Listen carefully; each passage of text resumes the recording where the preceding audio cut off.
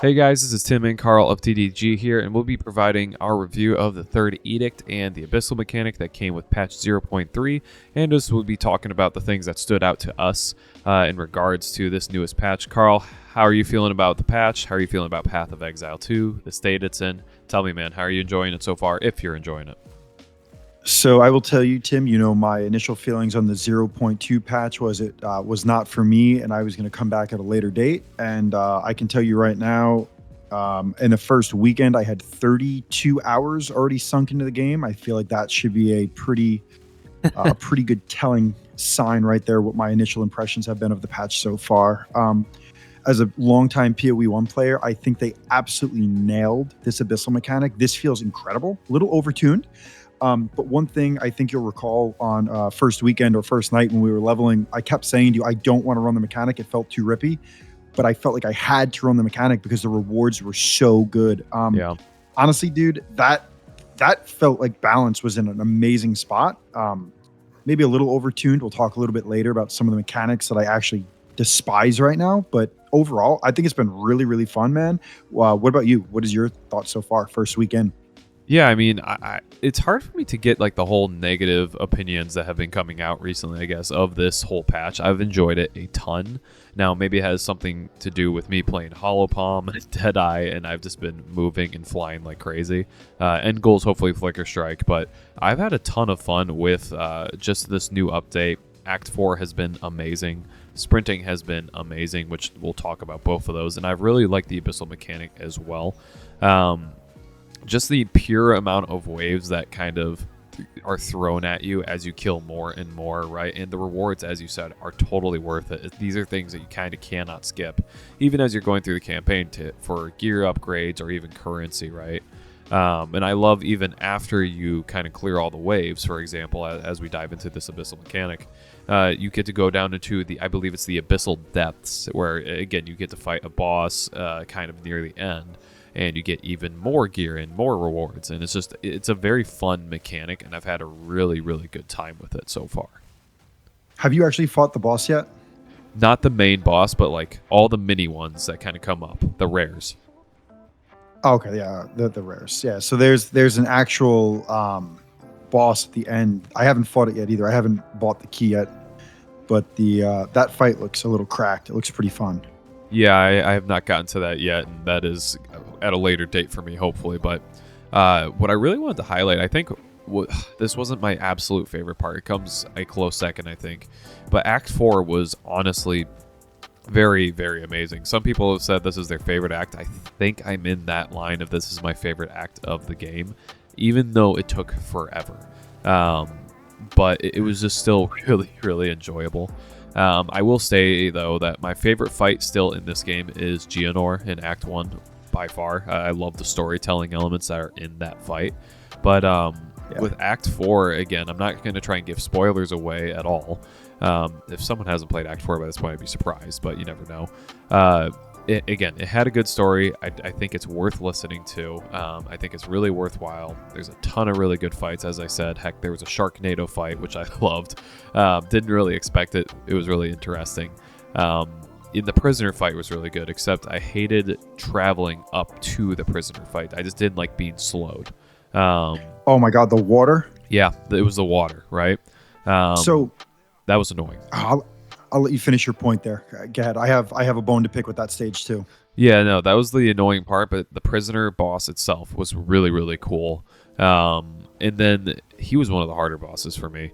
But then Torvian was it was the guy on Erastus, like the priestly brotherhood, as I'll put them, if again that puts an idea in people's minds. But like they had this mechanic where you had to force him to basically hurt his monks, giving him buffs and stuff, and it took me a bit to figure that out, and I thought that was just really cool that they added in. It's like a simple mechanic when you think about it, actually, but it just really added to it. I wish I would have figured that out. He killed me about 9 times. It took me one fight after.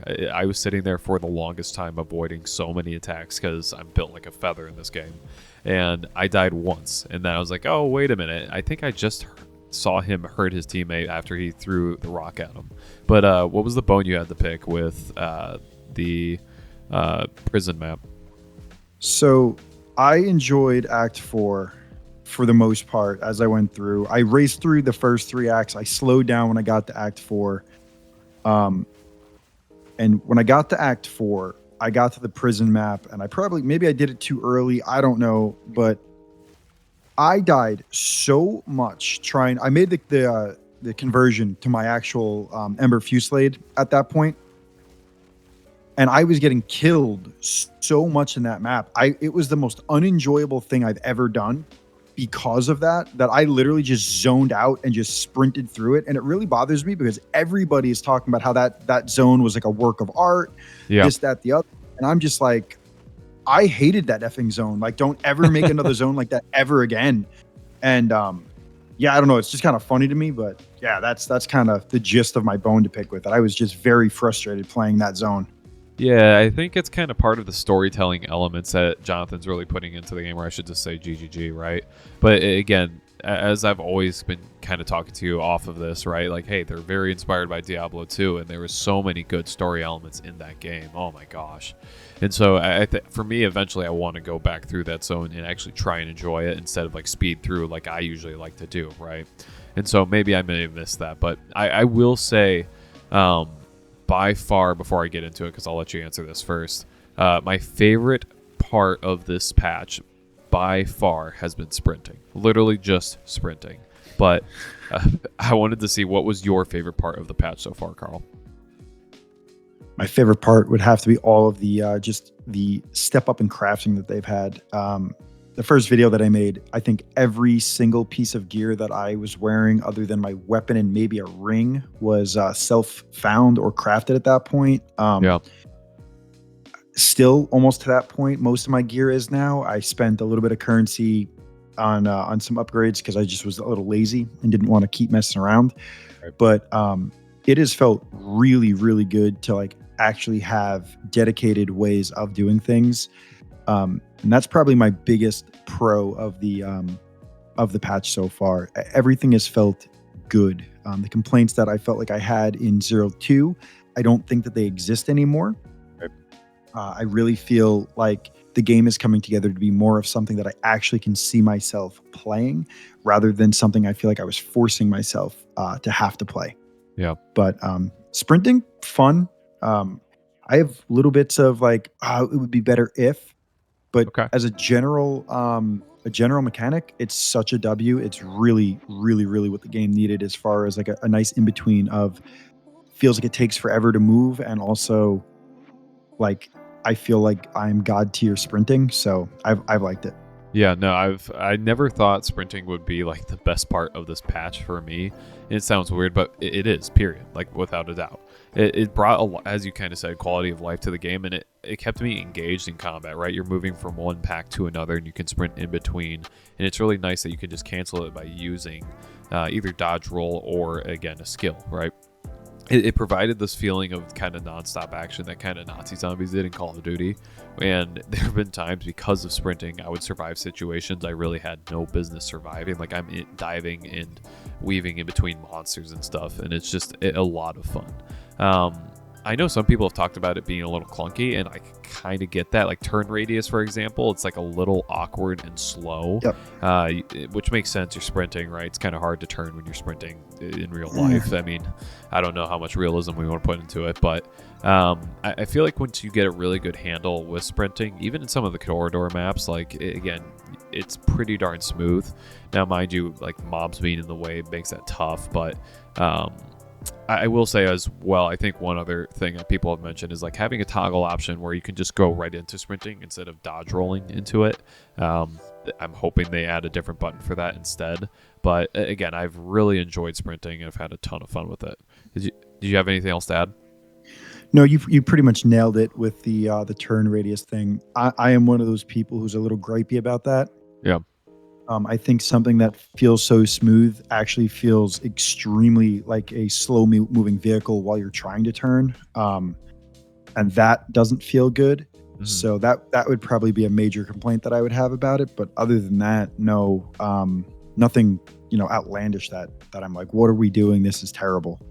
Right. No, it's been again, I've personally loved this patch, and it's again the most engaged I have been in Path of Exile 2. So with that being said as well, Carl, the two questions I have for you: what was the most hated part of this patch? You kind of talked about how crafting was basically your favorite part, but was there anything you're like, they need to fix this as soon as possible? Like, what would that be for you? Yeah, the abyss, the abyss little globules. The globules. What do you mean? The little blue green globule things. I hate them with a burning passion. With a burning passion. Like, can't see them, right? Like I know the visual quality is a bad thing. That's been complained about. They just occur. Yeah, dude. They just happen. Right. It's the worst. Yeah. I would say for me, the Eternal Knights are still my most hated, but that's because I'm Deadeye and I have projectiles with Stormwave because I'm doing Hollow Palm, right? And so every time I throw a freaking wave, I get hit by a skull that does like 100 or like 100,000 damage. It hurts so bad. And then I will say, as though with the Abyssal, like the clarity, like you can't see much, so the game can kind of stutter a little bit when monsters are kind of coming out of the void, right? Or like as well, like the block that occurs with the abyss cracks, right? You know, like your attacks don't go through certain areas unless it's like an aerial attack, I've noticed. So Stormwave will get like environmentally blocked. Does that make sense? Yes. Like those have been the most annoying gripes I've had. Otherwise, like that's the biggest complaint I have about this patch. It has been a ton of fun regardless. And for you as well, was there something that surprised you about this patch? Like, oh, I didn't expect this to be this good. So we talked about this a little before we jumped on today. I think I'd have to go with a dual answer here. Okay. How good and how bad balance is in this game currently. Okay. I feel like at League Start, depending on what class you picked, you had a completely different experience in 0-3. Right. You know, I think our two classes had a pretty easy time. I think Deadeye right now is something like 50% of the player base, and they just are like just walking through the entire game. Warriors, very strong in the end game, but I'm pretty sure from what I've heard, they've been very slow progressing wise. You know, not all skills are created equal in the early game. I do think, however, that in the late game, basically you could throw currency at anything right now and make it like feel good. So I think that would probably be my surprising thing, is just how good and bad the balance currently feels. I do think they need to really rethink their whole balance of defense right now, but that's a totally different topic for another day. That's just not in a good spot right now. But what about you? What was your most surprising thing about this patch? It's going to sound weird, but I'm still playing and interested. It's straight up like it's honestly because like I'm very invested. Like there's always so much. Like as I was talking to you before we got on, like there's more to do. Like there's so many ways I can improve my character, right? And like I'm getting further and further into endgame, and I know what it looks like, and I have an idea of what is my next step now, right? After going through 2 leagues so far, I've started to figure this out. And even like asynchronous trade, like engaging with that and like actually typing in values and figuring out, is this item 1 exalt, 2 exalt? I wasn't doing that in the last patch, right? So I've really started to enjoy it more, which was a big surprise for me personally. But I would say that's the biggest one. But I mean, for you as well, last question here. Do you, if there's a class you could re-roll into, what would you do now? Dude, I think for the memes, I'd have to do Thorn's build warrior. I feel like you kind of stole mine. Do that. Yeah, I think that has to be my answer. I'm a big defense guy. I think defense is super fun. That's kind of why I rolled Blood Witch. I know that sounds really silly, but my whole plan with the Blood Witch was be able to push something like 4K life, overflow that to like, you know, what is that? 4 would have been 6K, run around with something around 1,000 ES, maybe a little bit more than that, and just like be a tanky tank, McTankerson. And, you know, we're kind of on our way there right now. Like Lance built an absolute behemoth, you know, probably a couple hundred divines into the build, but like, I don't know. I'm sitting at 3K life right now, 1,500 ES. And like, I don't have very much invested in this character. A couple of div, maybe 3 to 5.